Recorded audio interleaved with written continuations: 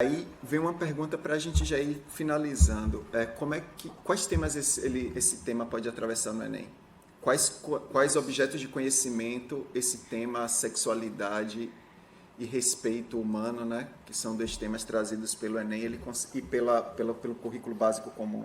O interessante é que o Enem ele não está isento dessas todas as questões que a gente falou aqui, inclusive dimensões políticas e ideológicas.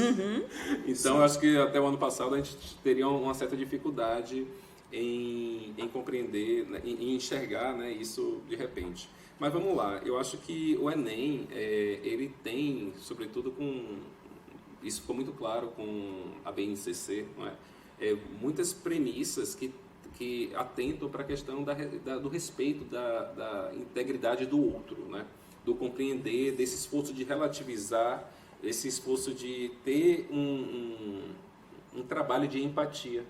Então, eu entendo que a gente está trabalhando, né, numa perspectiva muito de habilidades. Eu entendo que quando eu aprendo, né, que o meu colega de sala, que é gay, que não só esse meu colega, mas um outro, que de repente pode ter uma pessoa transexual ou uma mulher, são vivências e possibilidades possíveis.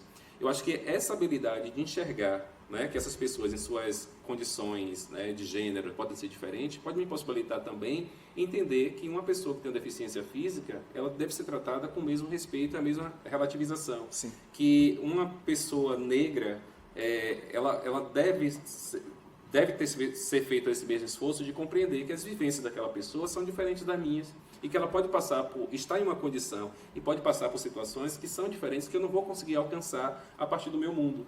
Então, eu acredito que por mais que você não tenha ali escrito, né, de forma direta, que o gênero está caindo, masculinidade, mas que essas discussões, essas questões que vão chegar na sala de aula, eu sempre digo, a escola ela pode optar por não trabalhar raça, sexualidade, nada disso, extinguir do currículo.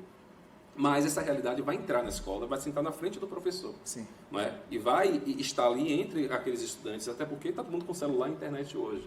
Então, eu percebo muito essa questão, né, no Enem fica muito comprometida por uma questão ideológica e aí eu acho que o INEP vai sempre avaliar, vale a pena esse desgaste, isso tudo, mas eu entendo que a gente falar sobre isso, discutir sobre isso, sobre essa realidade que está na sala de aula, né, a gente está vivenciando isso, eu acho que vai desenvolver no estudante habilidades para que numa redação ele consiga fazer esses movimentos de contextualizar, de refletir, de um movimento de empatia, de relativismo, de identificar que a postura dele é uma postura etnocêntrica, que a socialização dele foi uma socialização que levou ele para um caminho, mas que o mundo é muito diverso. E isso a gente não vai aplicar só nessa questão de gênero, a gente vai explicar na questão racial, na questão do capacitismo, na questão da desigualdade social, na questão de outras que podem atravessar várias disciplinas, como a própria biologia, né? Sei lá, você está trabalhando sobre a evolução da medicina e coisas do tipo, mas aí ele pode refletir, peraí, mas isso está acessível a todo mundo? Sim.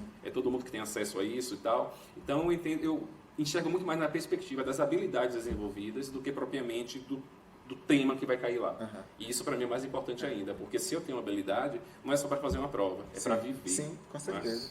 Eu penso que, como a gente está tomando o caminho de volta para a democracia, né? Assim, voltamos a caminhar em direção lá, né? A gente está voltando, né? Correção de rota. Nesse recalcular rota, eu acredito que é interessante que a gente retome o que é essa régua, né, de uma sociedade que a gente deseja, né?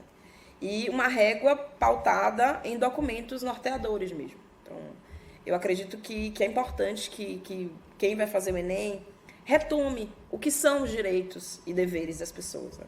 Então, seja olhando para a Constituição, seja olhando, né, pensando aí, né, os outros documentos, enfim, ECA, pensando as leis, né, que foram construídas com base de muita mobilização, né, de grupos minoritários, né, historicamente minorizados, né, a exemplo da lei do feminicídio, por exemplo, né, que é uma lei recente, né?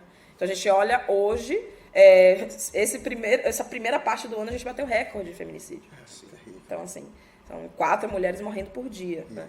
Então, a violência, de modo geral, está reduzindo, mas a violência, né, contra mulheres, né, na qualidade e na caracterização do feminicídio tem aumentado. Então, a gente volte para esses documentos para dizer assim, ó, essa é a sociedade que nós estávamos começando a construir e que nós somos bruscamente interrompidos. Eu acho que esse é o primeiro passo.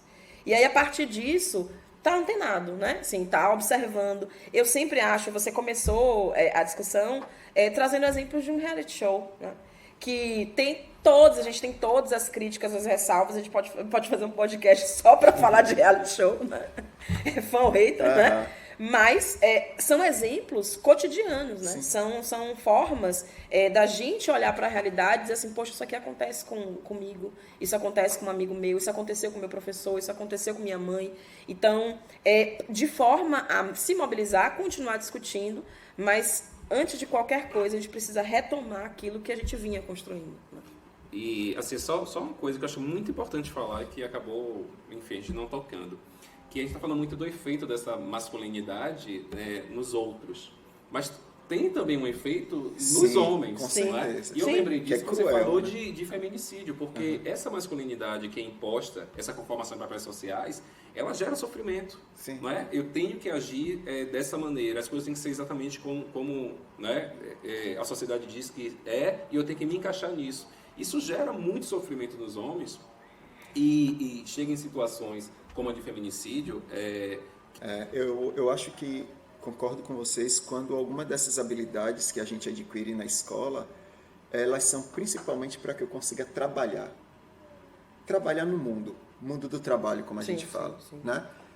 Hoje em dia eu preciso ser versátil e capaz de lidar com qualquer diversidade, mas não é para poder ganhar dinheiro, é para que eu consiga conviver em sociedade. Eu preciso circular por todos os meios. Sim. Eu preciso fazer com que tudo aconteça. Eu não sei quem vai ser meu chefe. Eu não sei quem vai ser meu colega. Né? Eu não sei que posição eu vou ter no mundo. E independente dessa posição que eu vá ter, de subalterno, de chefe, e quais relações você vai ter, você precisa, enquanto ser humano, entender toda a diversidade. O que não é fácil, mas é possível a gente tentar fazer isso. E eu acho que essas habilidades dentro da escola, que elas são forçadas, a gente não escolhe, elas são forçadas a acontecer. Elas trazem habilidade para quem se permite, porque ainda tem isso, né? Tem isso. De que você consegue ser mais eficiente no mundo do trabalho, porque eu consigo circular melhor. Eu consigo caminhar melhor por todos e não apenas naquela bolha que eu tenho. Sim. E que eu acredito que seja verdade. Sim. Aí quando essa bolha não é verdade, eu me frustro e aí o mundo não serve. Né? É tudo injusto para mim, é tudo ruim. E aí a gente começa a brigar com a gente mesmo, aí briga com a mãe, aí briga com o pai, e briga com a mulher, e ninguém serve. Com o professor. Com o professor. E todo mundo é culpado, menos eu. Por tudo eu sou a grande vítima. Eu sou a grande vítima. Tiaguinho? Eu acho interessante, eu fico aqui muitas vezes na condição de aluno, né? Que a gente vai se ouvindo e vai percebendo o quanto as discussões elas rendem e nos ensinam também. E o que Léo traz hoje do repertório amplo, da possibilidade da gente olhar hoje para as habilidades e para o que se pede e trazer um repertório que não seja apenas visto como um objetivo para que aquele indivíduo seja bem sucedido numa prova, né? Mas Sim. que ele possa ter uma visão de mundo mais coesa, né? Mais plural, e que ele possa, inclusive, ter habilidades necessárias para conviver em sociedade. E a escola ela tem se posicionado no sentido da necessidade de não apenas conviver com as situações, e sim de encarar e entender essas situações, né? Nós hoje temos públicos que mudaram ao longo do tempo e vão continuar mudando, e que há alguns anos a gente tinha um que fugia da normalidade, a gente fechava os olhos para ele, afinal de contas os outros 39 eram vistos como, entre aspas, normais, né?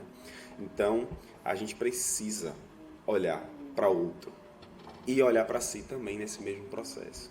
Então, quando você traz, né, como é que esses temas eles podem entrar hoje no Enem, e trazendo até para a interpretação daquilo que Fabi traz, eu acho que compreender mesmo a estrutura da sociedade brasileira e o seu passado, e como essa estruturação tem implicações no nosso tempo presente, pode ser um dos temas onde a gente consiga entrar e discutir essas novas identidades, né?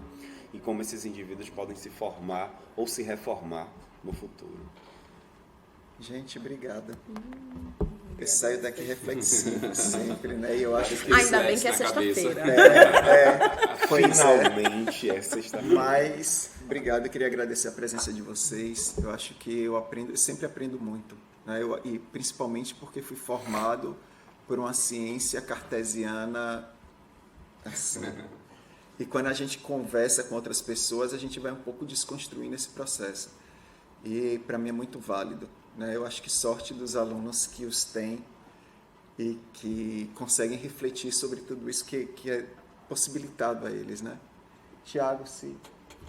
Obrigadinho.